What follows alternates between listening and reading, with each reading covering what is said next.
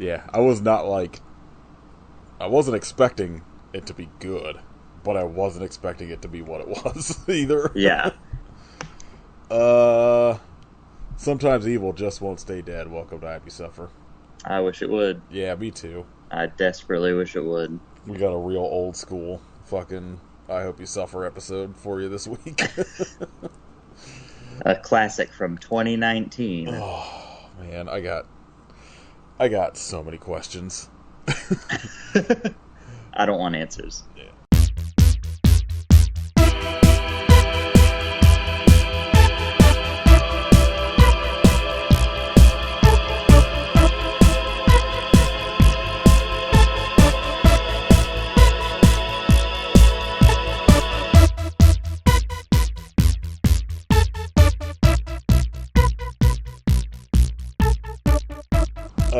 This is episode 314 of I Hope You Suffer.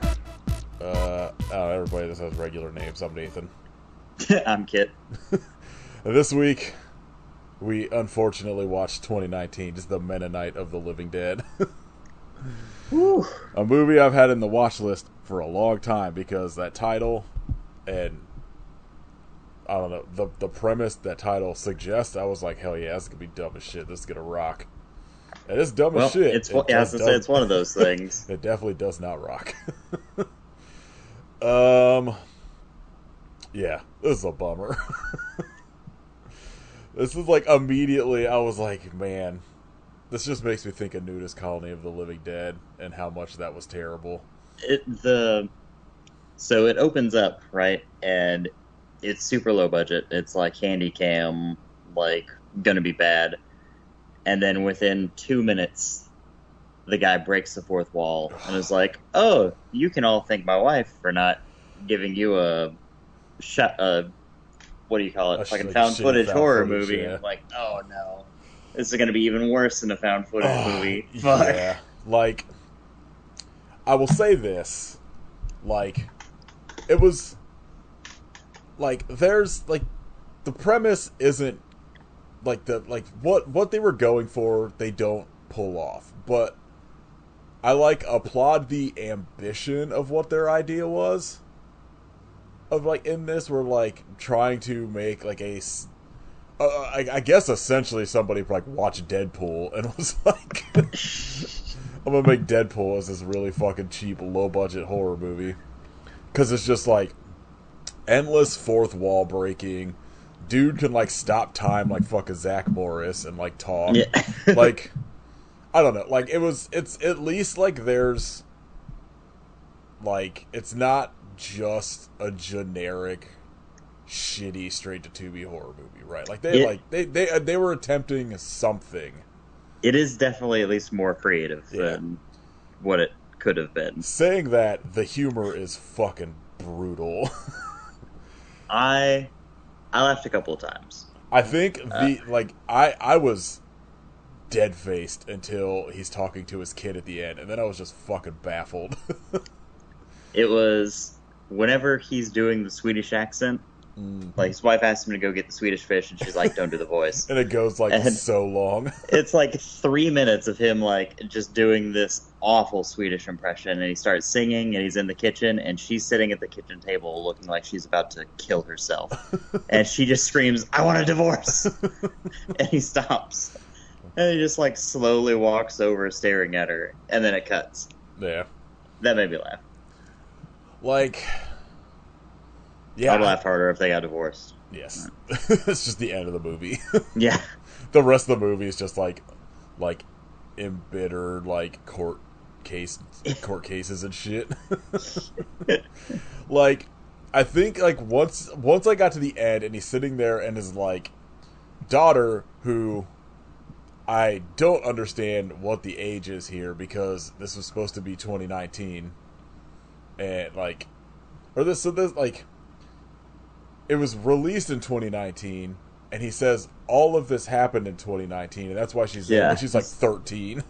Is it acting like it was in the future? I was some undisclosed time in the future. But I was like, okay, so this is supposed to take place in 2019. I forgot to look up when it came out, and I'm like, all right, so maybe it came out last year, so that would have been 4 years. This girl's not 4 years old. I don't understand his story about everything that happened in this. This is what led to you. And That's in the future. she's like It's fine. 12. And then Don't I worry couldn't, about it. like, I was convinced all of her dialogue was like ADR'd because it just looked weird with her talking. And Right. she just like they're doing the thing, but like, isn't it funny when it's like a child cursing? And I was Yeah. like, yeah, this is not funny. Yeah, it was bad, but at least Yeah, it's a bad film. I don't remember there being any songs in it. Only whenever he's singing in Swedish. Yeah, when he's doing his fucking insane Swedish chef Yeah. question. I mean, like, The music choices are terrible, too. insane. What- Like the Mennonites like stalking through the house, and she's like trying to hide, and it's playing like a fucking R&B song. Yeah, it seemed Like not like in a a modern horror movie where they have the song on in the house and it's like supposed to be eerie because it's music that they put on just playing as they're being stalked. Like no, it's just a soundtrack choice. it seemed clear to me that like all of the songs in this were probably like friends of the director or something, because like Public domain. not even public domain, because like in the credits there was like, well, like 4 of the songs are like dedicated, or not dedicated, I don't know what word I'm thinking of, were like all credited to like, one artist out of like the 6 songs. And I'm like, Yeah. all right, this is somebody this dude knows 100%. Right.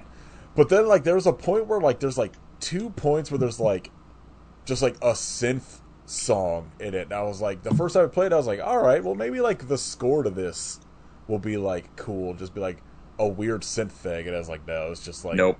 he just some synthwave artist he found that he probably like paid to have in the movie. Yeah. Probably didn't pay to have in the movie. Yeah.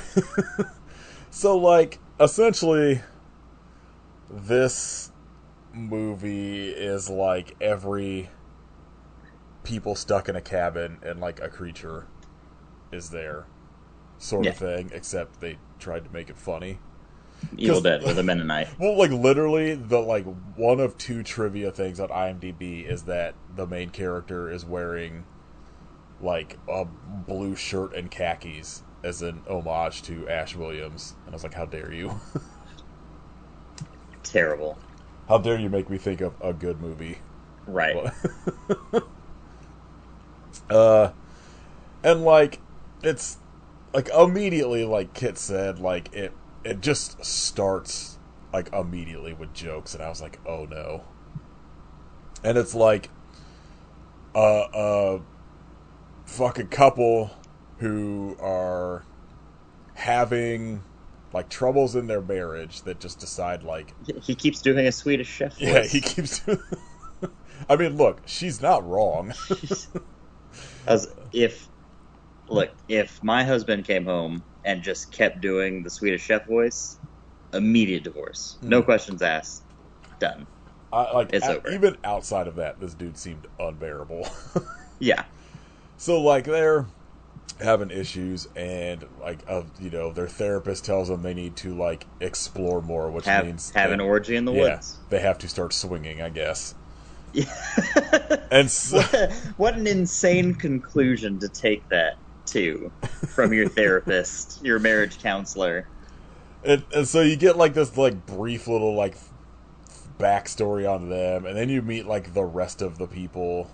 You get introduced to one couple who are doing a satanic ritual because they're quote unquote goth with a dildo, with a huge dildo. While like, the dude is getting strap on, getting pegged while he's doing a satanic ritual, and the blood spills down through a crack in the floor and lands on a Bible in the basement that revives the Mennonite of the title. The very lengthy scene of her just slathering it in lube. I incredible was art. That's the most artistic this movie gets. I was watching this and I was like, God, I hope Katie feels better by tomorrow. She's gonna fucking hate this. Had the worst time. This is. Katie would have maybe quit the podcast, or would have just like turned the movie off like 10 minutes in and be like, I'm not watching the rest of this. Yeah. No thanks.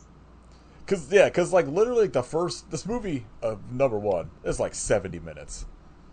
And like the first, I don't know, 30 to 40 of it is like, just seems like a sex comedy.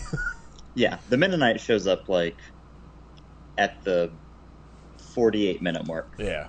And like, barely does anything. Yeah. Haphazardly kills like 3 people.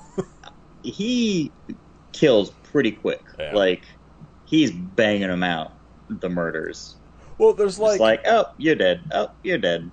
I guess counting the pizza delivery guy, there was 7 people in the movie. The number one, that was the director.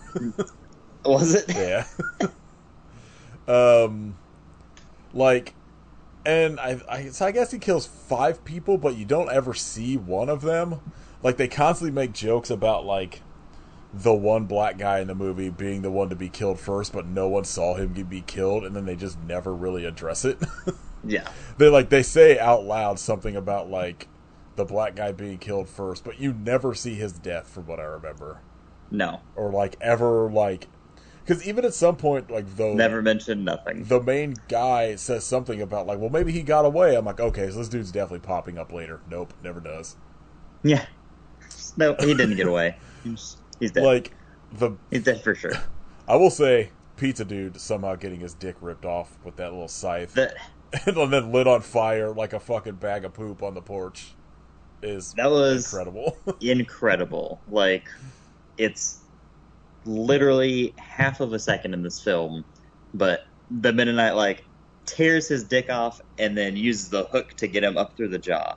Just one swift motion, done. And I was like, damn, all right. Like, kind of again with the props of like their idea for this movie. Like, I read something that this was made in like a weekend, and so like, you know, like the fact that they were able to like get all of this in a weekend, and apparently was filmed at like, you know, whatever national park and like cabins or some shit, some sort of park where there were like other people around and they had to do it like on the sly, is like, it's impressive that they were like able to do this in like. I always respect that. Yeah, I just wish it was better.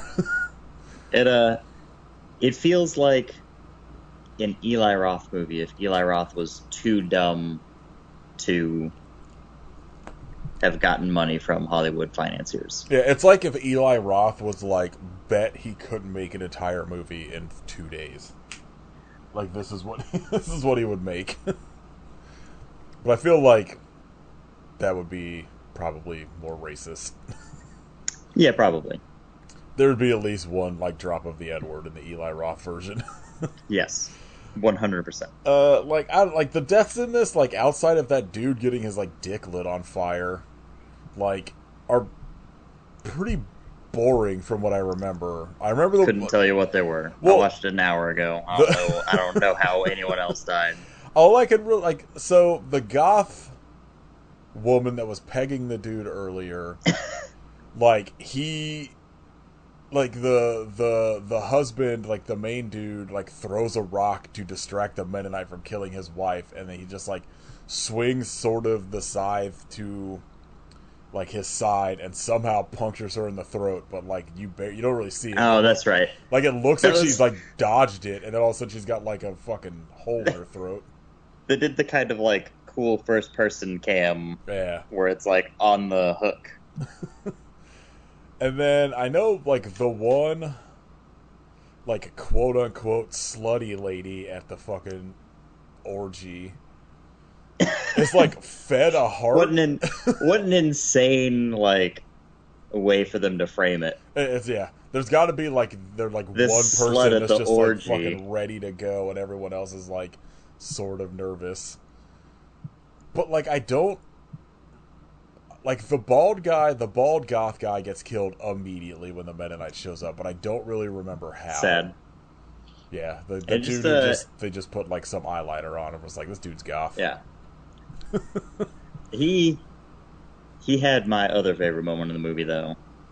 It's at the start of the orgy, whenever the girls were gonna kiss, and they're like, "No, you guys should kiss instead." And of course, they're being like, "No, I don't want to kiss another guy." Well, and then they finally do, and the main dude kisses him, and is like, "Oh, you taste like Funyuns," and he just like ate really Funyuns. awkwardly is like, "I just ate Funyuns." Oh man, That's cinema. That's cinema to me.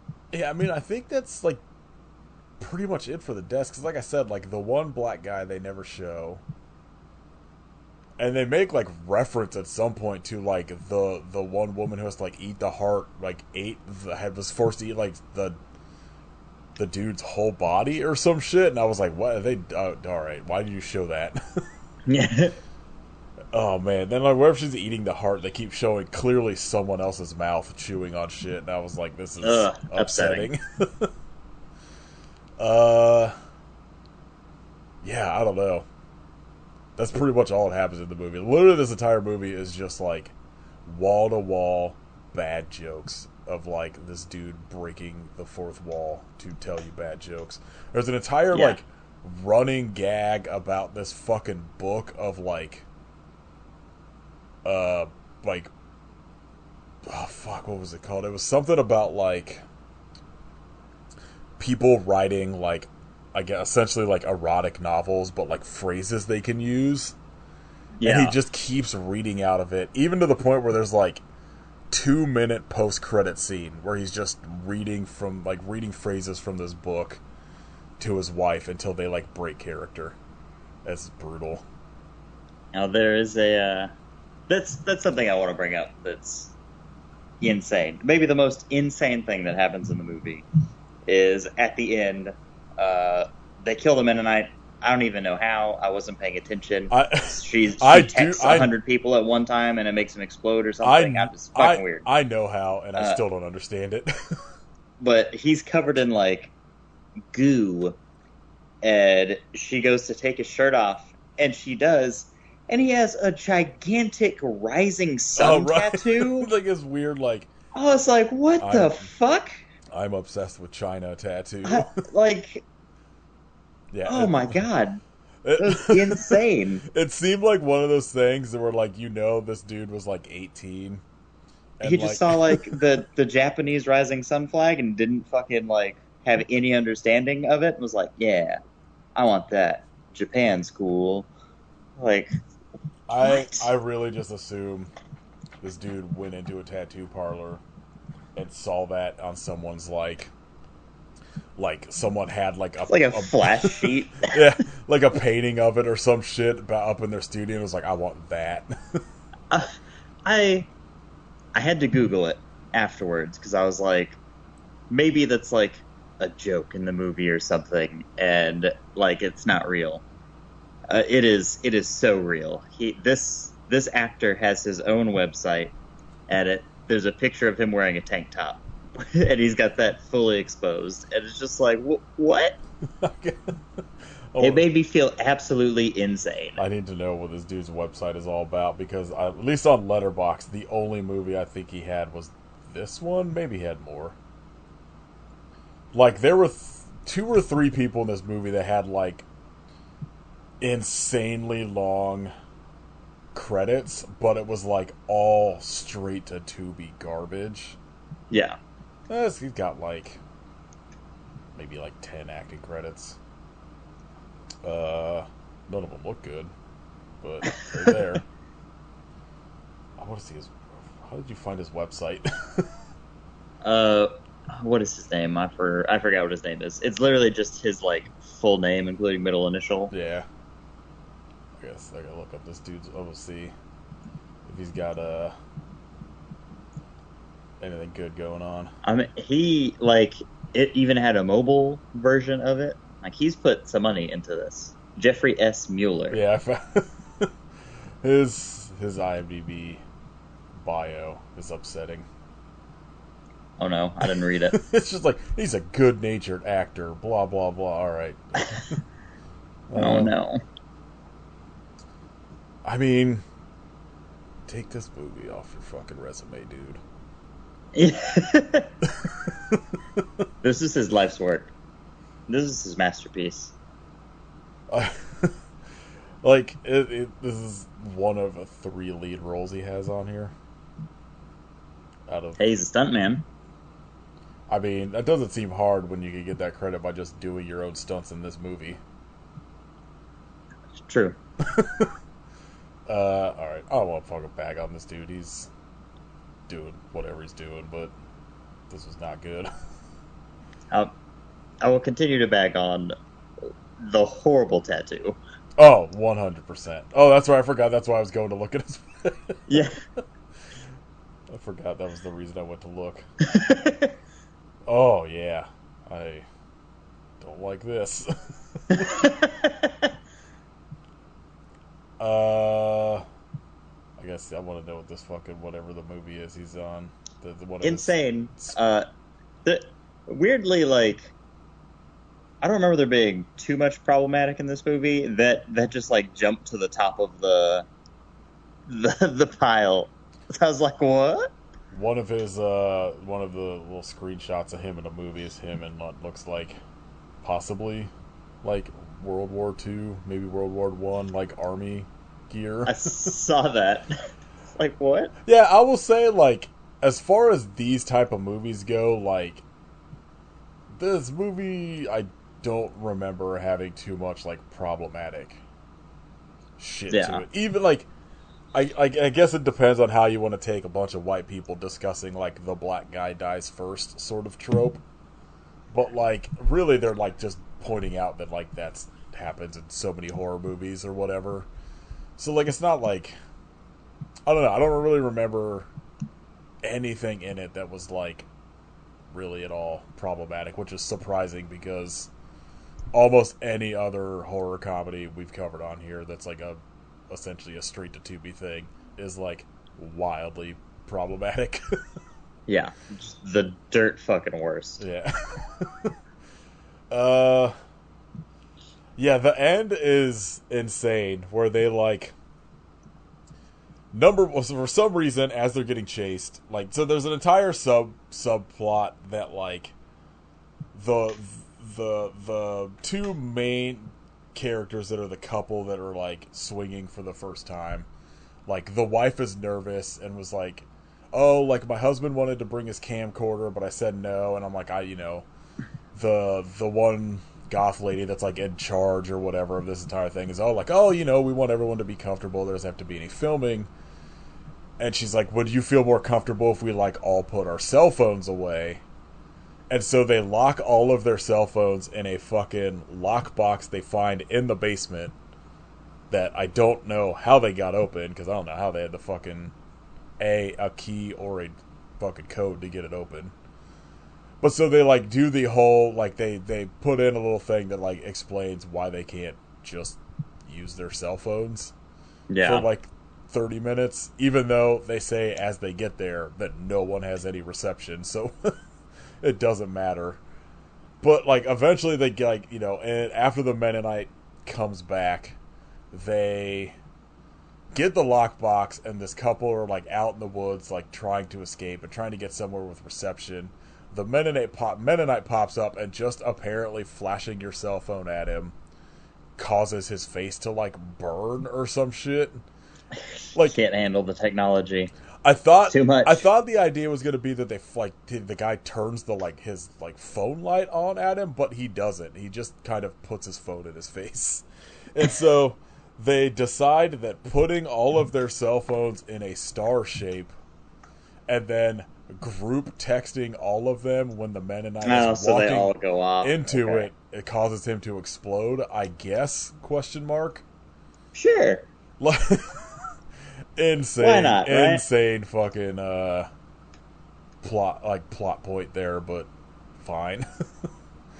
And so they like explode the Mennonite, who like, what's like Kit said earlier, leads to this dude taking off his shirt, and you see his fucking insane tattoo.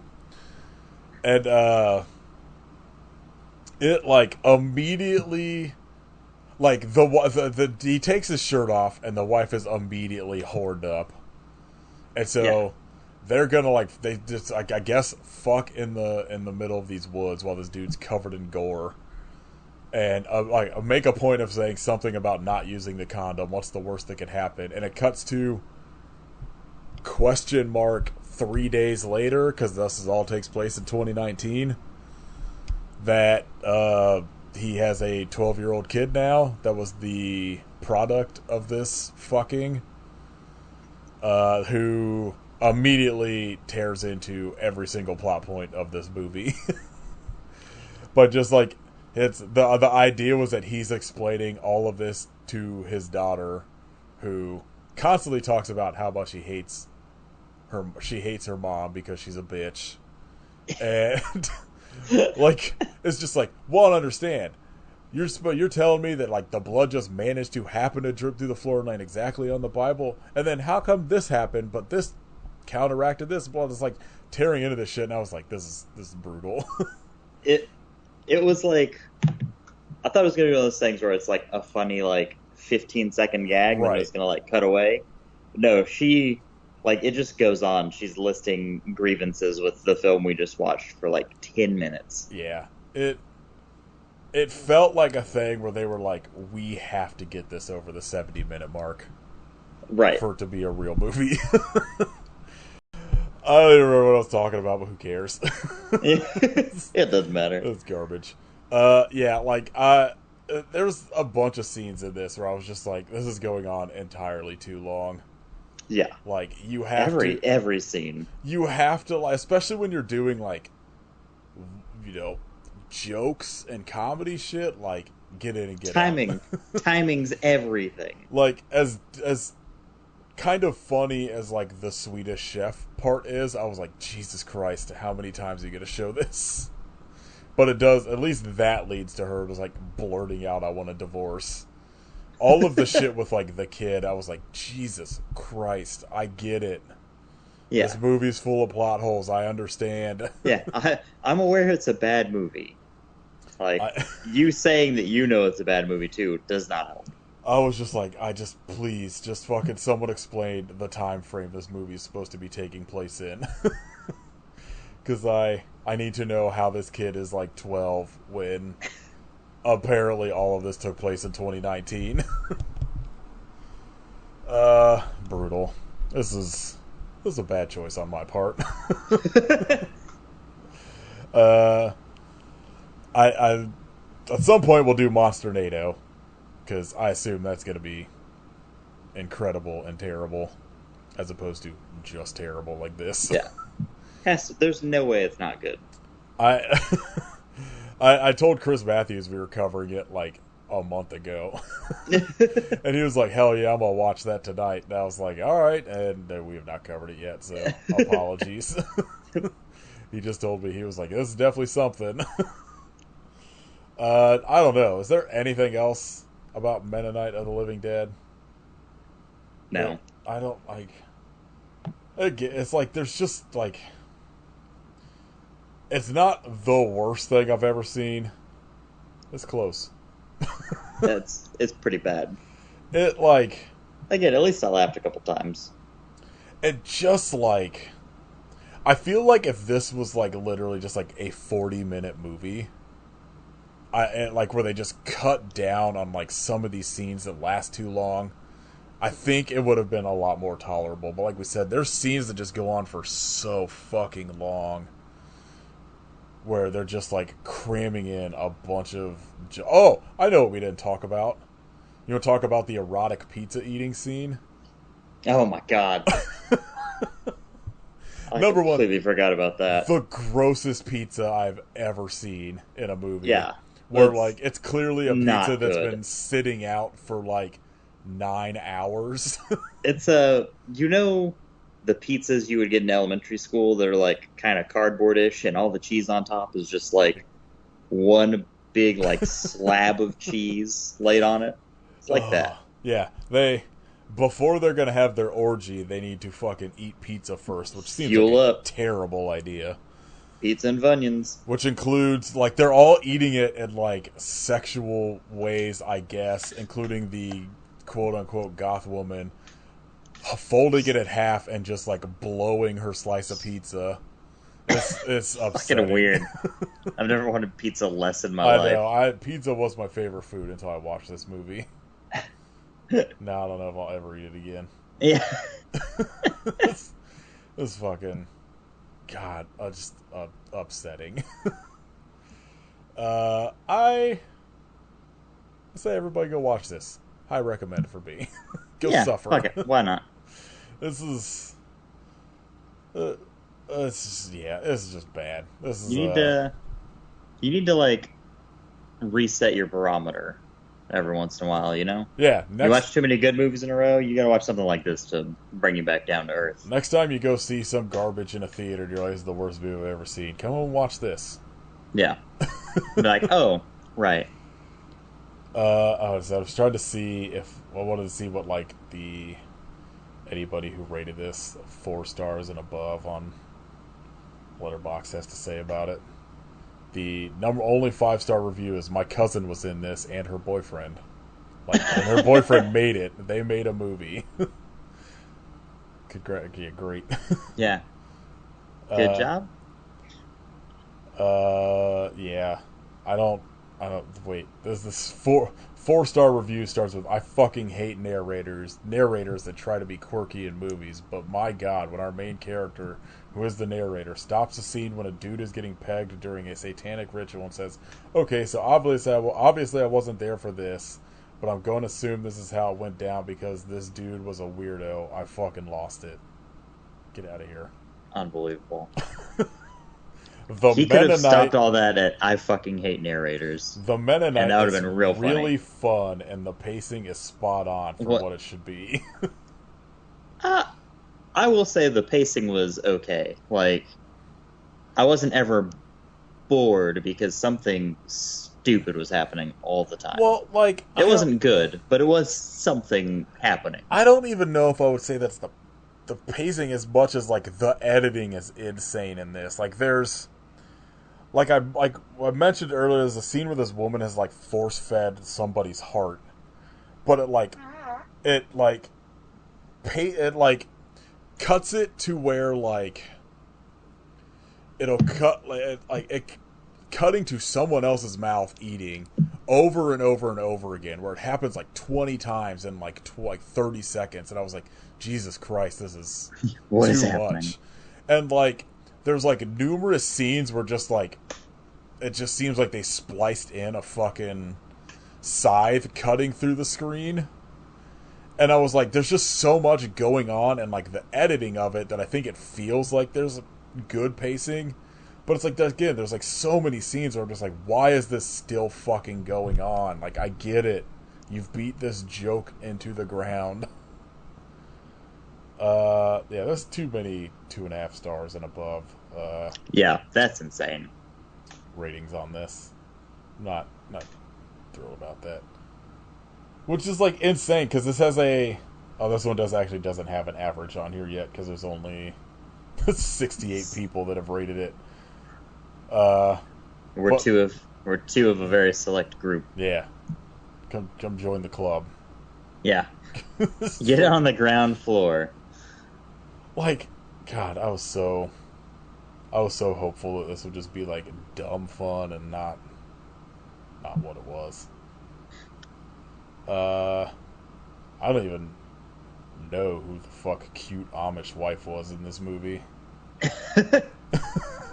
That's not a character I remember. Yeah, and, like, the fucking, like, preamble during the opening credits of, like, how this Mennonite was killed, which is, I guess, catching his daughter fucking somebody, and then the dude strangles him in a basement. Good on that guy. Great. You know? I don't know why this is happening. This They fucking don't either. yeah. This is bad. All bad. Don't watch this. I take it back. Uh, yeah. This is brutal. I cannot not recommend this enough. If that made sense. I don't know how many fucking negatives I had in there. Yeah. You know what you should watch instead? Underrated film that we did a while ago. Post-apocalyptic Commando Shark. Hell yeah. Banger. Go watch a real good bad movie. Yeah. I assume that's still on Tubi. Has to be. I don't know where else you would put it. You know? Every once in a while, one of those like really, really like unseen low budget movies we covered just like disappears from streaming altogether. It's just like gone from existence. Let's see. Apocalyptic. It's not coming up. Oh no.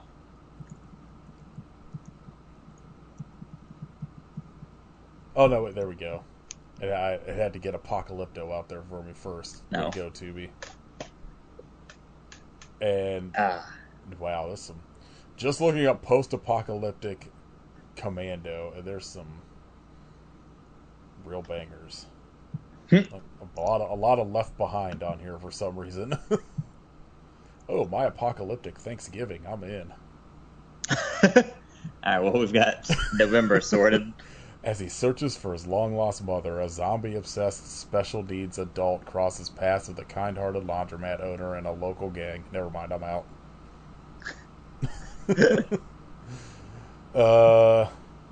Man, Tubi, the gift that never stops giving.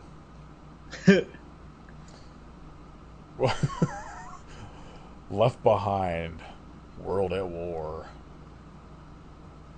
It's upsetting how many Left Behind movies there are. Kirk Cameron's got to be stopped. It's insane. Yeah. Someone needs to end him. Oh, this one is even a Kirk. Oh no, yeah, there he is. Never mind, he's starring. He didn't direct this one. Oh god, there was a fucking movie Shane was trying to get us to watch that had Kevin Sorbo in it that I was like hard to pass. Yeah, no thanks. But it was the third in these movies, and the first one. Let me see if I can find this. The first one had such an insane cast that I was like, you know what? Maybe we'll cover this one with you, Shane. Like, it was like Ray Wise, Eric Roberts, and fucking Sting the wrestler were in it. What? I was like, I will suffer through this fucking garbage ass Christian movie solely for Sting. God, what the fuck was this called? Let me see. Oh yeah, it was the third movie was Revelation Road 3, The Black Rider. That's the one that got Brian Bosworth and Kevin Sorbo. Kevin Sorbo playing a character named Honcho. What the fuck? But the first one, just Revelation Road, the beginning of the end. Ray Wise, Brian Bosworth, Eric Roberts, Steve Borden plays Junkyard. So Sting is playing a character named Junkyard. I hate what Brian Bosworth did after Stone Cold, one of the greatest films of all time. Like, this, you know, this movie rocks. The director has those three movies, a movie called WWJ Do, What Would Jesus Do? The Journey Continues. Dancer and the Dame, which seems to be maybe a movie about... Wait, okay. So, what do you think Dancer and the Dame is about? I assume it's Christian Lady and the Tramp. Down and out detective Dancer, who is played by Billy Gardell, who is in, like, a shit ton of fucking movies. You'd probably recognize him if you saw him.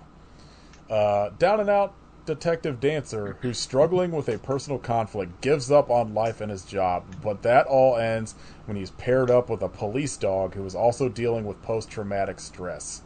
The dog helps Dancer make a life-changing turnaround, and in response, Dancer does the same for his partner, the Dame. Wow, that sounds like dog shit. Yeah, we're gonna have to get Shane on to talk about this Revelation Road movie. We need to start bullying Christians again. I agree. Oh man, Ray Wise and Sting are in the second one as well. Unless maybe it's just like previous footage from the first one. I need Ray Wise and Sting to be in a movie together that's not that. Let's see what else Sting has got going on as an actor. That's not just wrestling movies. I see there's 1,000 WWE documentaries.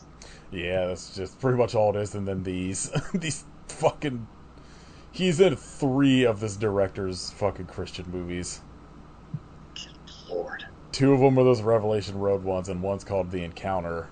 When 5 strangers with nothing in common come together at a remote roadside eatery, they place their orders with the diner's omniscient owner, who seems to know everything about them and is eerily reminiscent of Jesus Christ. The fuck? It rocks that, like, Jesus just owns a fucking late night diner. The best part like in Wisconsin or some shit. Sting is on the cover, but just, obviously not in his makeup, but he still has that little fucking goatee. Yeah. So... Oh, man. I appreciate that even though Sting's an insane, super religious person, like, you never hear about it. Oh, he's got a movie called Shutter Speed where he's the main cop in it. This just looks like a fucking 1980s, like, cop movie, but it's from 2000. Oh my god. I'm absolutely adding this to the watch list. Yeah, everything else is just fucking wrestling documentaries. And Ready to Rumble, of course. Right. The greatest movie ever made, as we all know. The lone good film in his filmography. The lone good film that isn't like, what happened, the rise and fall of WCW. Right. Alright. Fuck this movie. Have you, what have you watched in the last, 3 weeks? Yeah. Been a while. Fuck. Did I talk about Long Legs last time I don't we recorded? think so. Okay. So I went and saw Long Legs, which rocked. Thoroughly enjoyed it. I still need to see that, even though I've had, half of the movie was fucking spoiled, 2 days after it came out on social media. You gotta stay off. You gotta stay offline. Dude, there were people posting pictures of Nick Cage in that movie from, the premiere. I was like, what the fuck, man? It's this movie's not even out wide yet. I was trying so hard to avoid anything about it. That's what, I'm gonna try to see Alien Romulus, as soon as I can. Whatever my first day off is, that, after it comes out, because, yeah, I think I'm just gonna go Friday after work. Yeah, fuck it. Long Legs, and then Deadpool. Every goddamn cameo of Deadpool was posted the day it came out, and I was like, Jesus Christ! At least give it a week. Right. Let's see. Oh yeah, I went and saw Twisters. Twisters rocks. Real fucking dumb. I was waiting to see if anyone I knew had seen that. Is I'm assuming it's just a dumb summer disaster movie or whatever. It's we don't get them anymore. Those real fun, just dumb kind of nothing blockbuster movies. It's oh yeah, here's a real fun adventure thing, and then you can forget about it in 3 weeks. Yeah, that was one of those ones that when it got announced, I was like, the fuck are we even doing? Right. And then everyone started being oh, hey. Everyone was just like, this is pretty fun. And I was like, really? Yeah, I'm as shocked as anyone. I watched Hardcore, by Paul Schrader. It's a Oh yeah, yeah, yeah. George C. Scott, incredible, so underrated, I haven't real seen that good. since like the '90s, I think. Uh, Went and saw Trap. Uh, I gotta say, I think we've all had M Night pegged wrong for the longest time. I think this man's been funny this whole time and just taking the piss. And we all saw Sixth Sense and we're like, no, this man, he's serious, but he's messed up all of his movies to make them funny. No, this guy knows what he's doing. I think I think this. I think I don't. So like I'm not an M Night fan per se. Like Sixth Sense is obviously like, you know, I get why that movie is as like Yeah, it's like respected as it the is, thing. but Yeah, like I think yeah, I don't think anyone has ever watched his movies in the context that they should be comedies. I don't Like I don't think that they should be comedies, but old is a I comedy. yeah yeah he just got. I've come to realize he's got such a like unique voice and has these weird little idiosyncrasies. So like you always know it's an M Night movie, Well, and I've grown to really appreciate that. Like I think the whole thing of like immediately like especially those like first, I don't know, 4 movies post Sixth Sense where everyone was just like, what's the twist gonna be? What's the twist gonna be? I know yeah, that, you know, weird, shit like that. It just kind of, I feel like it like sort of ruined those movies for like everybody, right, despite like because they're insane. Like The Happening is insane. That right. or like The Village or whatever, and it's just like I think he sort of like got pigeonholed as like the twist The guy, twist to where guy, he yeah, also was like, well, I guess I'm the twist guy, yeah, and like instead of just like, I don't know, like because like even like old and shit, like there's the dumb twist at the end, but I think it works better because I'm just like at this point I don't think people care as much about right. the twist as much as they're just like, all of this is Well, insane. everyone built him up to be the twist guy, and then whenever the twists weren't working or what they wanted to be, they all were just kind of like, oh no, he's just a bad director or whatever. And then he just kind of like fell away as not like the prominent horror guy, you know? So then the twist didn't really fucking matter because no one was talking about him at all anyway, right? Yeah. So, which I think is honestly probably for the best because his last handful of things that I've seen are all insane and very funny and just like a fun time with the movies. I And like I appreciate that we still have him making fucking weird stuff at a like big level. well, it's also he's like fucking cranking out movies lately.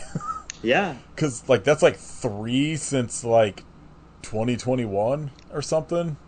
I think so. I think it's been one a year. Yeah, cuz like I know Old was like at least when stuff was still somewhat closed down at the Yeah, pandemic. I don't remember if it was 2020 or 2021.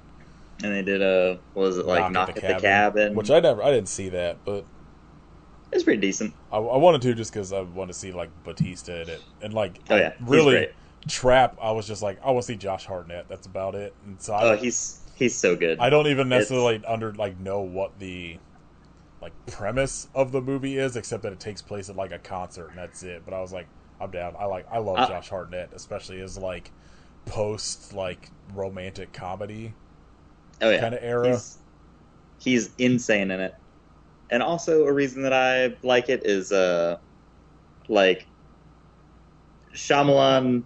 People say it's like nepotism or whatever, but I think it's like he's just being a sick ass dad, and he gives his daughter like a very prominent role, and she writes all of the music for the movie, and like she's the one performing the concert and stuff.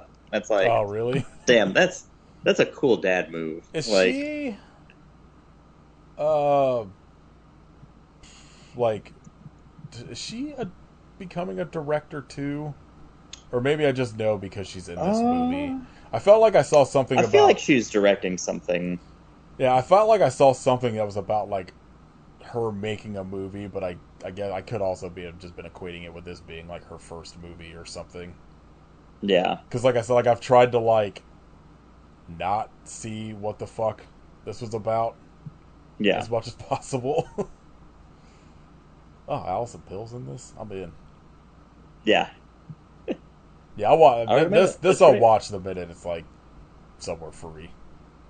Because his other older daughter did The Watchers that just came out. Oh, maybe that's what I saw. The like someone talking about. Yeah, All right. yeah, just like cool dad. Uh, Then I went and saw Cuckoo this morning, and Cuckoo is real good. I didn't even know that was a fucking movie until this week. Then all of a sudden, randomly, everyone started talking about it. I was like, the fuck is this? I saw the trailer for it like forever ago, and then saw something about it last week. And like, oh, Cuckoo comes out. I was like, oh, sick. Okay. I feel like I have like almost no context for any movies coming out that aren't like extremely catered to me, like a new Alien movie or like Right. some fucking Batman thing. All of a sudden it'll just be like one day everyone on Instagram's talking about like the same movie and I'm like, I have never even heard of this. And then What is happening? I find out it's like some fucking $200 million fucking budget horror movie that I'm just like, how have I not even known this was a thing? um I recorded 3 episodes this week, so literally all I've watched is The Office. Outside of like fucking stupid ass Ghost Adventures for recording with Katie. Goddamn fucking the worst show. Whenever Katie wants to do the fucking Demon House documentary he made, at like all 3 of us at some point, and man, you're in for a treat. How fucking goddamn stupid this show is. Well, we recorded one this week that was them in like a fucking juvenile detention prison, Yeah. and they all are losing their fucking minds and claiming they get possessed and shit. It's the most fucking ridiculous thing I've ever seen. All right. What do you want to shout out? Oh, God, I haven't shouted out anything in so long. I forgot. That was the thing we did. Fuck. I think Yeah, go for it. I can't remember. I'm gonna say Lust Hag. I started listening to Lust Hag last night. No, hell yeah. That's real fucking good. I have like, because I bought like a handful of like label discographies where they're just like fucking 200 albums for $4 on Bandcamp and shit. I have Yeah. this insane fucking like almost 600 album backlog I'm trying to get through. Good lord. And so I'm like getting to shit I bought back in like fucking February right now. And that was like one of them. So I just like listened to like her full fucking discography last night. And it's real good. Yeah. I mean this as a compliment and not a fucking slam. It kind of reminds me of like early Cradle of Filth before they became Okay. sort of like jokey Cradle of Filth. Right. Right. I don't know. It's really good. Really digging it. And then the split she did with Bury Them and Keep Quiet, where they both do Enya covers. Incredible. Oh, sick. Bury Them and Keep Quiet does like a black metal cover of Only Time, and it rocks. I'm so down for any and all things Inya. I was listening to it and I was like, why the fuck do I know this? This sounds so familiar. And I was typing in Only Time and I was like, oh, that's right. All those Pure Moods commercials. Yeah. Yeah, so that's my shout out. I'm gonna go with the short story collection Occultation by Laird Barron because it's sick as fuck and also real creepy. I don't know what any of that was. I've The go ahead. he's a horror author, does a bunch of like cosmic horror, eldritch Oh, gotcha. madness kind of stuff. There's one in there about It's like a guy who's lived at this hotel for, I don't know, 40 years or something. And he starts hearing voices in the vents, and the voices, like, know that he's been listening. So they're like, hey, we're going to come and fucking get you, bro. And then they start appearing to him in the night as, like, deformed versions of people that he's known that have died, like, throughout his life. And it spirals out into, like, super weird alien child eating madness. Real creepy. Sounds like some shit Stephen King would turn into a really bland movie. Yeah, 100%. Yeah, I've been like slowly working my way through this fucking the audio version of this book, Sellout, that like Oh, Dan Ozzie book? yeah, and it's really good, but I'm also like I've hit a point where there's like 3 chapters in a row about bands I do not give a fuck about, so I just kind of like hit a fucking speed bump in me listening to it. Right. Like the one thing I'm like really disappointed about, and like he mentions it in like the foreword, is he's like, you know, you're not gonna find like Cave in this book. And I'm like, God damn it! I wanted to hear about Cave In's major label shit because they fucking had the worst time on a major label, and I would rather hear about that than like the Donnas or the Distillers. Yeah. But like the Jawbreaker chapter is fucking insane because it's just like the entire time I'm like, God damn it, I hate punk people so much. Because like the first chapter is all about like Green Day's Dookie, and there was like a section where they're like, you know, they were like all part of like the Gilman Street sort of fucking, I think, San Francisco area, like Yeah. punk, but Gilman Street instated like a thing that like if you signed to a major label you could no longer play there. And I was like, God, punk people are stupid. But then you get to like Jawbreaker, where like they talk about like they had this like record release show where like everyone refused to take free copies of the album, and people would just literally like if they were playing songs from that like their major label album, they would like sit down and turn their backs to them at the shows. And I was like, God, I hate everybody. So but I'm excited to get to like the last chapter is about like Against Me signing to a major label, and there was like shit where like Laura Jane Grace got like assaulted and like beat up by like punks for signing to like Fat Records, which is like not even a major label. So I'm excited to hear about when they actually did sign to a major label, to just hear about even more dumb punk people being dumb. Books are good. Everybody should. Yeah. Read books. Yeah. Even though I read like 2 a year, if that. And they're usually about dumb bullshit like that. All right. I think, if timing is correct, the episode after this is our anniversary episode, or there'll be one in between. Is it? Well, yeah, because like all of August is covered as of when we're recording this. I think I have to look, but there's either one more episode after this, or the next episode is the anniversary one. So it'll either be Monsternado or an anniversary episode. Because I think if they're available, I was thinking for the anniversary episode we do the 3 movies we've tried to cover and had fucked up recordings on in the 6 years. No. Which was like From Beyond, Body Bags, and The Pest. I would make Katie watch The Pest. What a triple header. I know. But we'll see. That also might change if we come across something real stupid that we have to watch. But yeah, we're pretty fucking far out on regular episodes right now. So yeah, there'll be something dumb after this. We'll see what it is. If you'd like to support us, you can join our Patreon at patreon.com/hypeyourselferpodcast. Bonus episodes soon on a bunch of dumb bullshit, as we've been saying for like 2 months.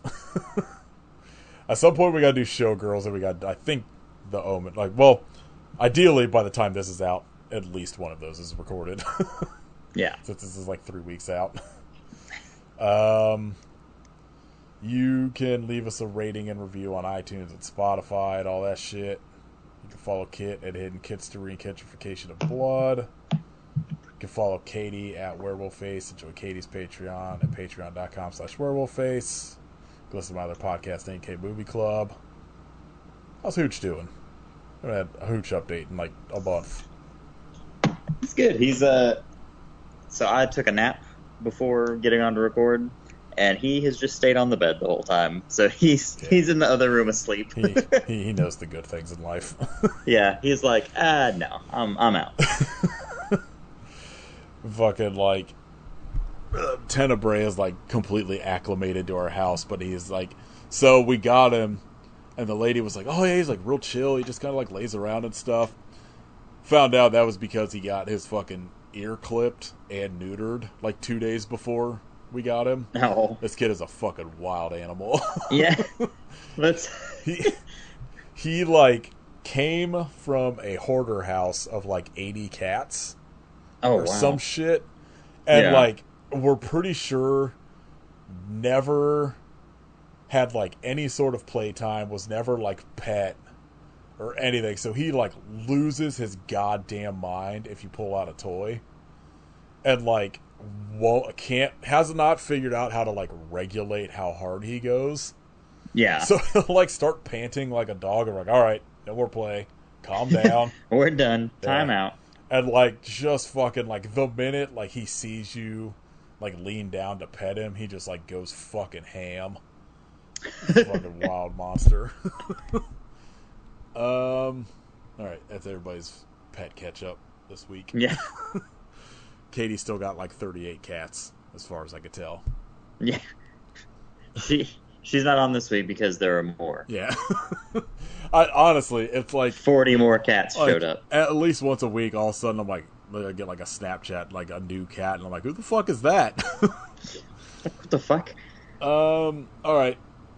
We'll be back with something dumb.